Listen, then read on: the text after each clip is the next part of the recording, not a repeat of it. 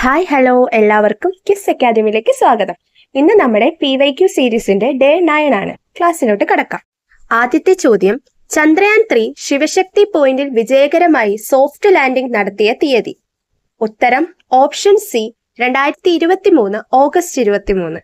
ഇതിന്റെ ഓർമ്മയ്ക്കായിട്ടാണ് ഓഗസ്റ്റ് 23 ദേശീയ ബഹിരാകാശ ദിനമായി നാം ആചരിക്കുന്നത്.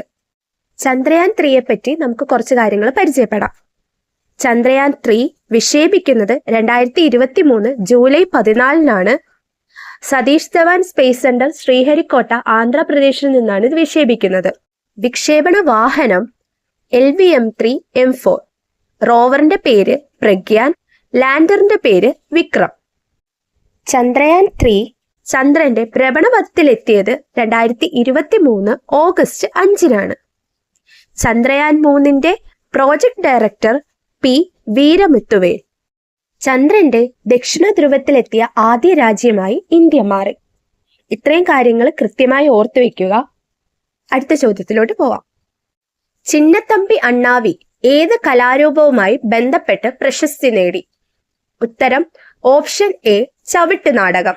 ചവിട്ട് നാടകത്തിന്റെ കളിയാശാൻ അറിയപ്പെടുന്നത് അണ്ണാവി എന്നാണെന്ന കാര്യം ഓർത്തു വെക്കുക. അതിൽ നിന്ന് തന്നെ ഇതിന്റെ ഉത്തരം ചവിട്ട് നാടകമാണെന്ന് നിങ്ങൾക്ക് മനസ്സിലാകും.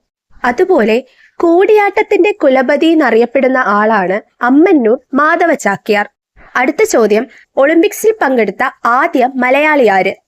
ഉത്തരം ഓപ്ഷൻ ഡി CK ലക്ഷ്മൺ. ഒളിമ്പിക്സിൽ പങ്കെടുക്കുന്ന ആദ്യ മലയാളി വനിതയാണ് PT ഉഷ. അതുപോലെ ഒളിമ്പിക്സിൽ ഫൈനലിൽ എത്തുന്ന ആദ്യ വനിതയും PT ഉഷയാണ്. 1984 ലോസ് ഏഞ്ചലസ് ഒളിമ്പിക്സിലാണ് ഇത്. ഒളിമ്പിക്സിൽ സെമി ഫൈനലിൽ എത്തുന്ന ആദ്യ ഇന്ത്യൻ വനിത ഷൈനി വിൽസൺ ആണ്. അടുത്ത ചോദ്യം, അപ്പുക്കിളി എന്ന കഥാപാത്രം ഏത് മലയാള നോവലിൽ ഉള്ളതാണ്? ഉത്തരം ഓപ്ഷൻ ഡി OV വിജയന്റെ ഖസാക്കിന്റെ ഇതിഹാസം. അനർഘ നിമിഷം എന്നത് വൈക്കം മുഹമ്മദ് ബഷീറിന്റെ ചെറുകഥയാണ്. അടുത്ത ചോദ്യം, 2025 ഇന്ത്യൻ ഫിലിം ഫെസ്റ്റിവൽ ഓഫ് കേരളയിൽ മികച്ച ജനപ്രിയ ചിത്രത്തിനുള്ള ഓഡിയൻസ് പോൾ പുരസ്കാരം ലഭിച്ച ചിത്രമേത്? ഉത്തരം ഓപ്ഷൻ ബി തന്തപ്പേര്. ഈ ചിത്രത്തിന്റെ സംവിധായകൻ ഉണ്ണികൃഷ്ണൻ ആവളയാണെന്ന കാര്യം കൂടി ഓർക്കുക. Academy museum of motion pictures കാലിഫോർണിയയിൽ പ്രസിദ്ധീകരിക്കുന്ന ആദ്യ മലയാള ചലച്ചിത്രമാണ് ബ്രഹ്മയുഗം. അടുത്ത ചോദ്യം, മച്ചാട്ടിളയത് ഏത് സാഹിത്യ ശാഖയിലാണ് പ്രസിദ്ധി നേടിയിട്ടുള്ളത്? ഉത്തരം ഓപ്ഷൻ ബി തിരുവാതിരപ്പാട്ട്. അടുത്ത ചോദ്യം, ചേരാമൻ ജുമാ മസ്ജിദ് സ്ഥിതി ചെയ്യുന്ന സ്ഥലം ഏത്? ഉത്തരം ഓപ്ഷൻ ബി കൊടുങ്ങല്ലൂർ. അടുത്ത ചോദ്യം, 1 KB = ഉത്തരം ഓപ്ഷൻ ഡി 1024 ബൈറ്റ്സ്. ഇത് നമുക്ക് പഠിച്ചു വെക്കാം. 4 ബിറ്റ് ചേരുന്നതാണ് ഒരു നിബിൾ. അതുപോലെ 8 ബിറ്റ്സ് ചേരുന്നതാണ് ഒരു ബൈറ്റ്. 1024 ബൈറ്റ്സ് ചേരുന്നതാണ് ഒരു കിലോബൈറ്റ്. അതുപോലെ 1024 കിലോബൈറ്റ് ചേരുന്നതാണ് ഒരു മെഗാബൈറ്റ് അഥവാ MB. 1024 മെഗാബൈറ്റ് ചേരുന്നതാണ് ഒരു ജിഗാബൈറ്റ് 1 GB. 1024 ജിഗാബൈറ്റ് ചേരുന്നതാണ് ഒരു ടെറാബൈറ്റ് 1 TB. അടുത്ത ചോദ്യം, താഴെ പറയുന്നവയിൽ ഓപ്പൺ സോഴ്സ് സോഫ്റ്റ്വെയർ ഏതാണ്? ഉത്തരം option C Mozilla Firefox. MS office ഒരു ആപ്ലിക്കേഷൻ സോഫ്റ്റ്വെയർ ആണ്. അതുപോലെ അഡോബ് ഫോട്ടോഷോപ്പ് ഒരു ഗ്രാഫിക്സ് സോഫ്റ്റ്വെയർ ആണ്. സ്കൈപ്പ് ഒരു VoIP voice over internet protocol അല്ലെങ്കിൽ ഒരു ടെലികമ്മ്യൂണിക്കേഷൻ ആപ്ലിക്കേഷൻ സോഫ്റ്റ്വെയർ ആണ്. അടുത്ത ചോദ്യം, സൈബർ കുറ്റകൃത്യങ്ങളെ കൈകാര്യം ചെയ്യുന്ന ഇന്ത്യൻ നിയമം ഏതാണ്? ഉത്തരം option A IT act 2000. Cyber security help line നമ്പറാണ് 1930. അടുത്ത ചോദ്യം, ആരാണ് വേൾഡ് വൈഡ് വെബ് കണ്ടുപിടിച്ചത്? ഉത്തരം option C Tim Berners-Lee. Options കൂടി നോക്കാം. ലാറി പേജ് ഗൂഗിളിന്റെ സ്ഥാപകനാണ്. സ്റ്റീവ് ജോബ്സ് ആണ് ആപ്പിളിന്റെ സ്ഥാപകൻ. വിൻ സർഫും ബോബ് കാനുമാണ് ഇന്റർനെറ്റിന്റെ പിതാക്കന്മാർ എന്നറിയപ്പെടുന്നത്. അടുത്ത ചോദ്യം, ഒരു കമ്പ്യൂട്ടറും മൊബൈൽ ഫോണും തമ്മിലുള്ള ബ്ലൂടൂത്ത് കണക്ഷൻ ഏത് തരം നെറ്റ്വർക്കിന് ഉദാഹരണമാണ്? ഉത്തരം ഓപ്ഷൻ ബി പാൻ. പാനിന്റെ full form personal area network എന്നതാണ്. ബാക്കിയുള്ള ഓപ്ഷൻസ് കൂടി നമുക്ക് നോക്കാം. LAN local area network.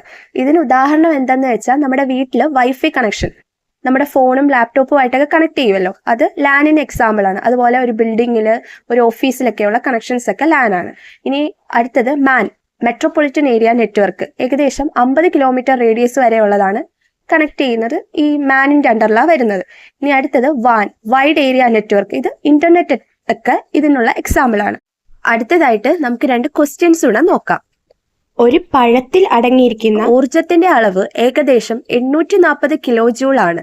ഇത് എത്ര കലോറിക്ക് തുല്യമായിരിക്കും? നമുക്കറിയാം, ഒരു കലോറി എന്ന് വെച്ചാൽ 4.2 ജൂളാ. അപ്പം 1 kilo calorie equal to 4.2 kilo joule. അപ്പൊ ഇവിടെ എത്ര പറഞ്ഞേക്കുന്നത്? 840 കിലോ ജൂൾ. അപ്പൊ 840/4.2 എടുക്കുമ്പോൾ നമുക്ക് എത്ര കിട്ടും? 200 കിലോ കലോറി കിട്ടും. അപ്പൊ ഉത്തരം ഓപ്ഷൻ സി, 200 കിലോ കലോറി. അവസാനത്തെ ചോദ്യം, 20 സെന്റിമീറ്റർ ഫോക്കസ് ദൂരമുള്ള ഒരു കോൺകേവ് ലെൻസിന്റെ പവർ എത്രയായിരിക്കും? കോൺകേവ് ലെൻസിന്റെ ഫോക്കൽ ദൂരം എപ്പോഴും നെഗറ്റീവ് ആയിരിക്കും. അപ്പൊ ഇവിടെ എഫിന്റെ വാല്യൂ -20 സെന്റിമീറ്റർ, നമുക്കത് മീറ്ററിലോട്ട് കൺവേർട്ട് ചെയ്യണം. -0.2 മീറ്റർ. ഇനി നമുക്ക് പവറിന്റെ ഇക്വേഷൻ എന്തുവാ? Power equal to 1/f. Focal ദൂരത്തിന്റെ റെസിപ്രോക്കൽ അഥവാ വ്യുൽക്രമമാണ് പവർ.